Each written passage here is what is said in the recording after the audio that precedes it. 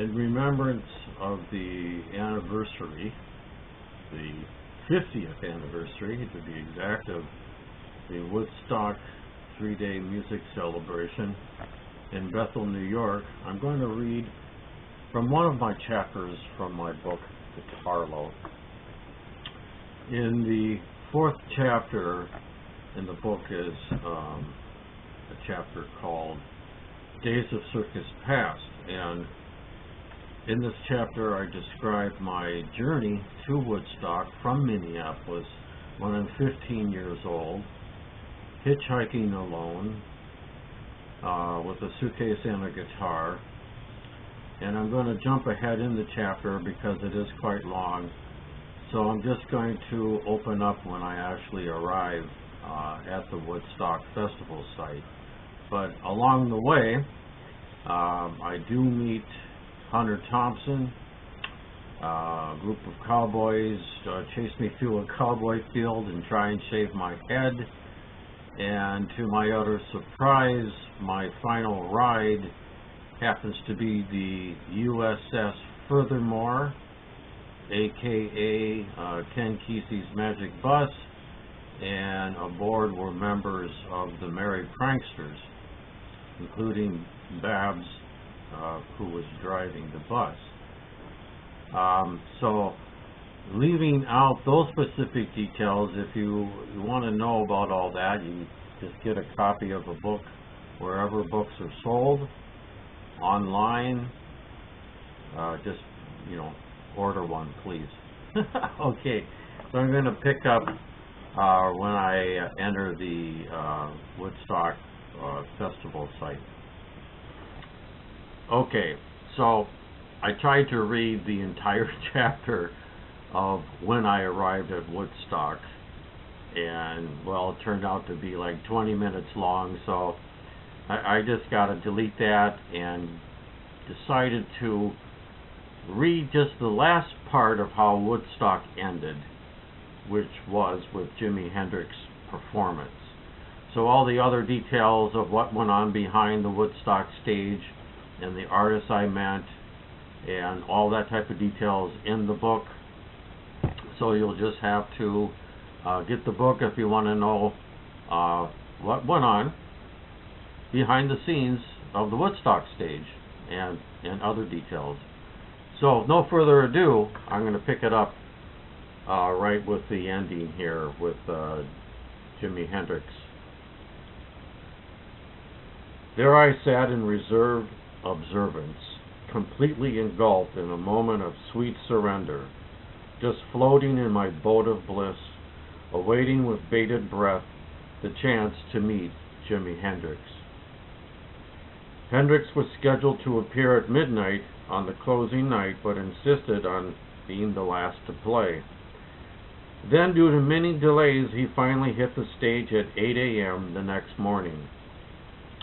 After staying awake all night, I finally saw him enter the area in his red headband and white buckskin fringed shirt.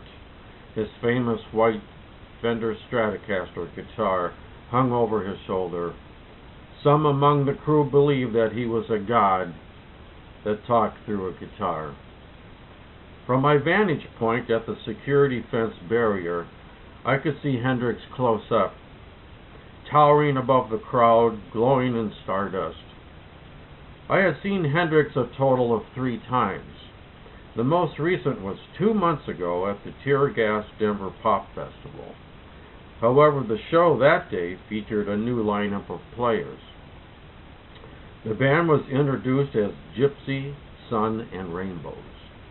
I was unaware that I had seen the original Hendrix group for the last time, and I overheard that today was a debut for Hendrix's new band. This new information added another layer of excitement for my hungry ears, like cosmic bookends to the 1960s. Hendrix sacrificed his guitar to usher in through fire a new consciousness at the Monterey Pop Festival, now closing the cultural journey at Woodstock with his brilliance by turning his guitar into a wizard's wand. He called this guitar a kinky machine that kissed the skies, and that was not an exaggeration. The molded piece of white painted wood and wire screamed like a seasoned mother would during labor, giving birth to the most amazing melodies I've ever experienced, one after the other. Rockets exploded in multiple colored reds, whites, and blues as Hendrix's supersonic representation of Francis Scott Key's Star-Spangled Banner came over the sound system, blasting all of us into the outer space of the underground.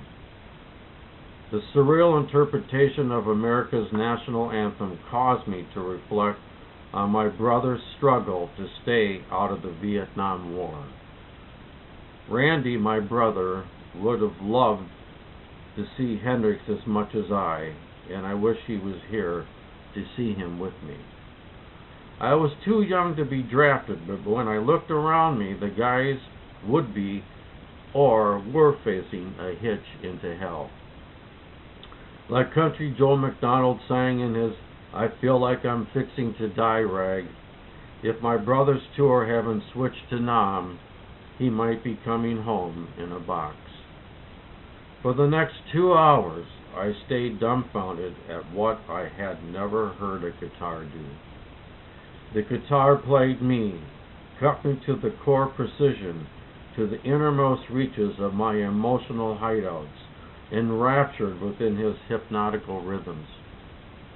I found myself floating somewhere beyond the innermost reaches of my emotional hideouts during this Hendrix experience, on this third stone from the sun, where he invited us all to board his ship, and so I did, at the right of the helm, mind you, just underneath the stage. My body shook to the sometimes distorted over-the-top innovative tunes of brilliance. Over the helm we rode upon a multiversal purple seahorse through notes of stone freedom. My world was definitely rocked, and I was forever changed. Thanks, Jimmy. The moment chiseled upon my skull, I would pick up a guitar, and nothing was the same again. Woodstock had shown me more than any other event of the time the possibilities of bringing people together through music. Yes, Hunter Thompson, perhaps it had been the most overrated cultural event of the 20th century, but Woodstock sure did become one of the most memorable, groundbreaking moments in musical history ever recorded. Yes, where we all who attended participated in growing the grassroots of an epic moment in musical history within a magical medley of music and mud at the first ever Woodstock celebration. 3 days later, the abandoned fields of Mac Yasker's farm lay buried beneath mountains of empty wine bottles, clothes, and abandoned relics of modern civilization. The eco movement was a couple of years off. One cultural experiment had risen and crashed. I looked at my ruined Woodstock poster for the last time and pondered what would become of the Aquarians, the light they carried, what to become of such power, the awareness. Did it change anything? Rocket's red glare, where is your teepee? I made my way back to the interstate and let out the wild thumb against the blade of a pocket knife, thumb as shiny fingernail of reflected camel eye, thumb as safety pin-sized out-of-tune fiddle, plucking a cricket song.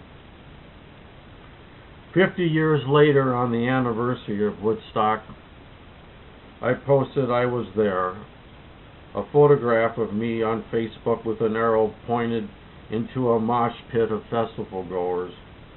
I was surprised how to this day that event remained tattooed on the mainstream of pop history consciousness. When I tell people I was there, The remark usually invites a wide smile or a nod in the head of amazement.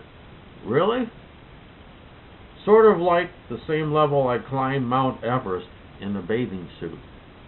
I was now one of them. The idea of raising social awareness and creating interpersonal harmony through music stuck with me and became a lifelong ambition. I sure am glad I went.